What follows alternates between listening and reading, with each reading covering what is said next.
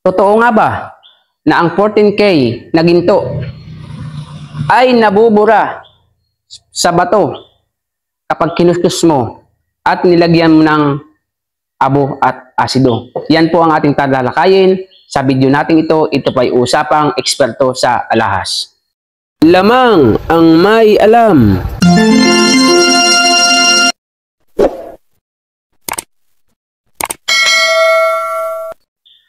Magandang panahon po sa inyo mga kaibigan ko. Dito po sa ating channel, More Than Treasures. So sa video po natin ito ay sasagutin natin yung katanungan ng ating isang kaibigan at masugid na tagasunod. Ang sabi niya po ay, Idol, totoo ba na ang 14K na ginto ay hindi natatanggal sa bato? Ano po? At paano ba gamitin ang abo sa pagtingin ng ginto? So ito pong video ito at katanungan niya is para po sa akin ay napaka-special po nito. Magaling po itong magtatanong ang taong ito, matalino. Sapagkat pag ito po ang natutunan mo, yung paggamit po ng abo, pag ito po naging kabisado nyo, masasabi nyo po sa inyong sarili na talagang pwede na po kayong pumalaot sa labanan ng pagkilatis ng alahas. Alam niyo po ba ang gumagamit ng abo sa pagkilatis ng alahas? Iyan po ay mga eksperto na. Sapagkat pag hindi ka po marunong gumamit ng abo sa isang alahas o sa ginto, ay pwede ka rin pong mapeke. Ano po? Paano ba gamitin ang abo sa ginto? At totoo ba na nabubura ng abo at asido ang 14K? Ano po? So, sa nagtanong po nito, gusto ko pong ipaliwanag sa inyo ng malinaw, 100%. Kaya ko pong patunayan personal. Kahit pa po sa personalan, kaya ko pong sabihin sa inyo na ang 14K gold ay nabubura po yan sa bato. Alam niyo po ba ang mga ginto na hindi nabubura sa bato kapag nilagyan mo po ng abo? Iyan po yung 18K pataas. Kapag ang ginto po ay 18K karat pataas, kahit po lagyan mo ng abo ang iyong gintong kinuskus sa bato, hindi po yan nabubura. Pero yung 14K pababa, 14K, 12K, 10K, 8K, 6K, ano po, yung mababa na yan, simula 14K, yan po ay nabubura sa bato kapag nilagyan mo ng asido at abo. Alam niyo po ba, ang 14K ay maraming paraan para masuri mo kung siguradong 14K. Sapagkat, pasintabi na rin po, siguro, baka mapanood niya din po ito. May nakita kasi akong video na hindi nga nilagyan niya po ng abo yung 14K at ang sabi niya po, ay hindi daw po nabubura sa bato kapag ang 14K ay nilagyan mo ng abo. So, gusto ko lamang pong i-correct. Mali po.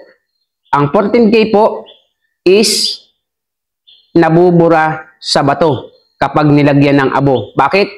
Ang 14K po na gold, pag kinuskus mo sa bato at nilagyan ng asido, yan po ay masusunog.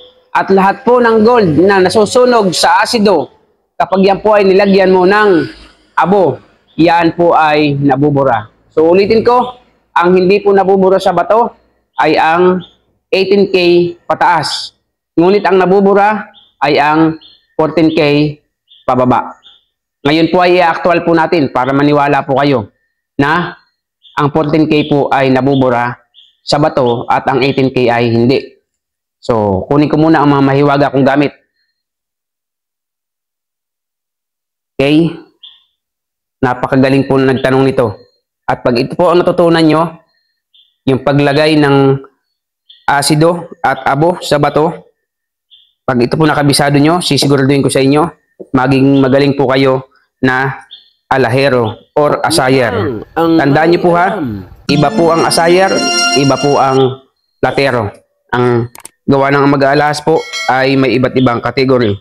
Meron pong gumagawa ka lang ng alahas at meron naman pong tagakilatis ng alahas. At pagdating po sa pagalingan tumingin ng alahas, mas the best at pinakamagaling, syempre, ay ang taga-asay. Okay?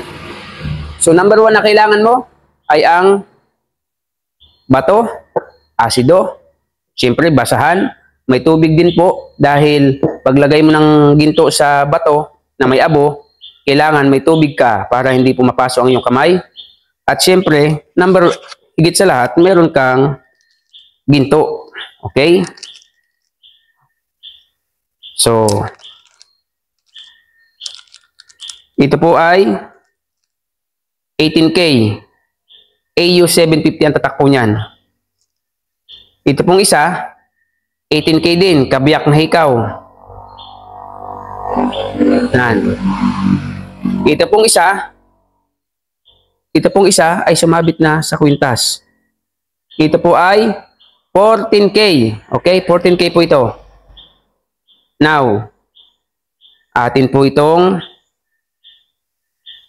aalamin kung ang 14K nga ba ay hindi nabubura sa bato. At anong sagot ko po sa inyo? Ang 14K po ay nabubura sa bato. At kulang tayo ng abo. Kukunin ko lang ang abo. So, ito na po ang abo. Nilagay ko sa bao. Okay? Inilagay ko sa bao. Ngayon, hindi na po ako magmamas dahil naiwanan ko yung aking mas. Much better po kapag kayo ay nagkikilatis ng ginto, magmas po kayo dahil napakatapang po ng amoy ng asido. So, okay. Kuskus po natin. Itong pendant na ito ay 18K. Pero ang kulay niya po ay kulay pula sapagkat rose gold po. Okay. Tingnan niyo po ha. 18K siya pero kulay pula. Itong isa, 18K din, pero dilaw.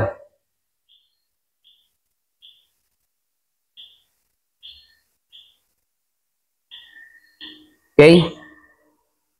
Itong isa, 14K.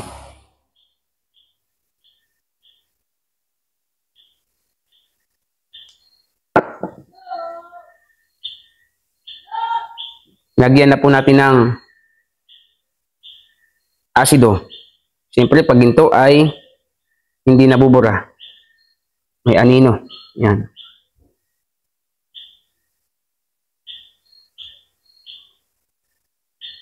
Pansinin niyo po. Ang 18K ay hindi po tinatabla ng asido. Ibig sabihin, hindi masusunog. Ang 14K nasusunog. Tignan niyo po. Yan o. Lumabo po ng konti yung 14K. Bakit? Dahil nga po nasunog ng asido. Yung isa namang 18K pula, hindi po siya nasunog. Yung isang 18K dilaw, dilaw din po. Now, para po masigurado nyo kung talagang alin ang 14K at alin ang 18K, umuusok pa. Napakatapang ng asido ko. Kung sino ang matira sa bato, yan po ay 18K. Sinong mabura sa bato, yan po ay 14K. Pag nilagyan ng abo.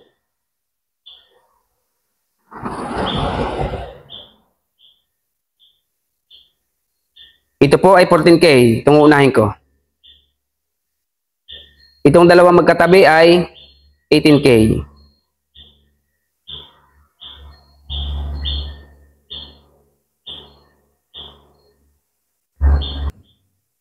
So para hindi ka po masugatan, kailangan po ay tubig. Dahil ito pong aking asido, seconds lang. Pag hindi mo po ito na isaw-saw sa tubig ang kamay mo at napatakang ka, sunog ang kamay mo.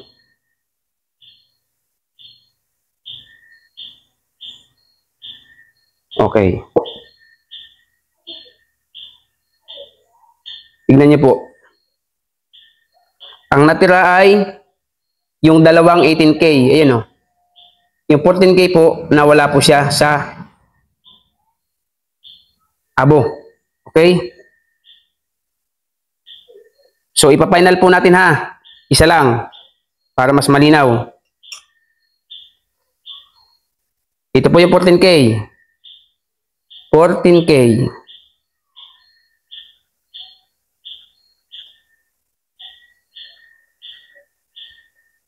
Okay? Ang 14K, pag nilagyan mo ng asido, iyan po ay biglang pupula, masusunog ng asido. Okay? Hindi na po siya dilaw. Ibig sabihin, tinablan po ng asido. Para makasigurado ka kung yan ay 14K, lagyan mo ng abo. Lagyan mo ng abo. Okay. So may abo na. Patakan mo ulit ng asido.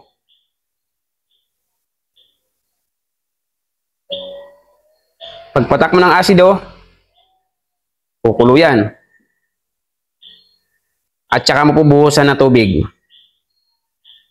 Pag yan po ay hindi nabura sa bato, patapos mo lagyan ng asido at saka abo, yan po ay 18K. Pag nabura, 14K po yan.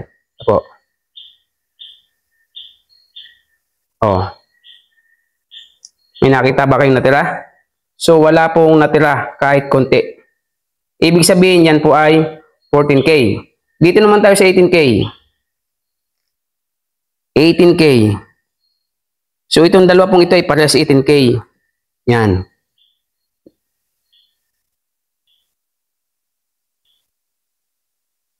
Isa lang ang ating lalagyan. Ano po? O dalawa na natin, parehas na. Kasi may tatak po itong AU 750. Ito po naman, wala po siyang tatak, pero 1,000% yan po ay 18K.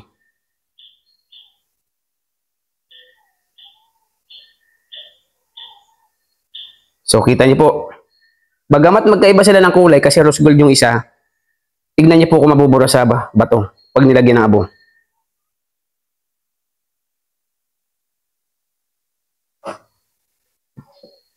Lagyan ng abo. Matapos mo lagyan ng abo, lagyan ulit ng asido. Okay. At saka po buhusan ng tubig. Oh.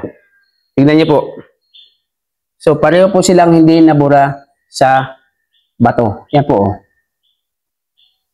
Yan.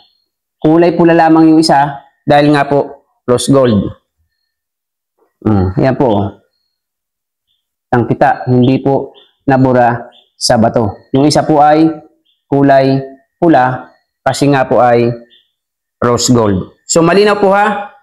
Ang 18K ay hindi nabubura sa bato. Ito po yung 18K na rose gold. So, isa-isahin na nga natin. Para hindi nakakalito. Kasi magkaiba po ng kulay kahit po na pareho silang 18K. Ito muna yung rose gold. Rose gold 18K. Lagyan ng abo. Paalala ko po sa inyo, ang asido kong ito, huwag niyo pong gagayahin yung napanood yung vlog. Pinapatak niya po sa kamay yung kanyang asido. Naku, sisiguradin ko sa inyo. Pag itong asido ko ginamit nyo, 2 seconds lang, pag hindi mo na isawsaw sa tubig ang iyong kamay, iyan po ay sunog. Oh. Rose gold, pero 18K. Tingnan niyo po. Hindi siya natanggal sa abo. Okay? Final po ito ha. Final natin. Final. Yan. Final. Yung dilaw naman na 18K. Oh. Pag po kayo maniniwalang nauubos ang ginto pag ginukuskus, hindi yan. Kasi yan po ay yan talaga ang pinakang ultimatum na pantingin ng gold. 18K. So, lagyan natin ng abo. Ang asido. Yan. At saka natin ubusan. Oh. Nabura ba?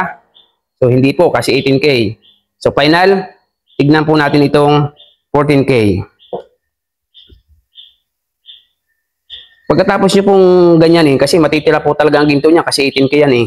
Pag hindi po kayang tanggalin ng basahan, gamitan nyo na po ng liha para po matanggal ang kanyang pinakang gintong natira. 14K naman po tayo. Kita nyo po ang 18K pag binuhusan mo ng asido sa bato, walang reaksyon. Ano po? Dadamihan ko na itong 14K. Pero ang 14K, pag binuhusan mo po ng asido to, may reaksyon na po to, sunog siya. Kasi nga po, mababa. 14K. O yan. Kita nyo po, pumula-pula na konti. Tsaka natin lalagyan ng abo. Pag ito nabura, 14K. Pag hindi nabura, so 18K. Kaya ko po patunayan sa inyo kahit personalan na ang 14K ay nabubura. 15 years na pamimili natin ng alahas. Dami na po tayong karoon sa alas. Ang init. Tapatakan po ang kamay ko. Kaya po kailangan talagang tubigan na kagad. Yan. Kailangan isaw-saw nyo agad sa tubig. Tingnan nyo po kung may natira sa 14K. So malinaw na ang 14K po ay nabubura sa bato. Okay? Ang 18K po ay ang may alam. hindi. So mga ka-more than treasures, tandaan po natin.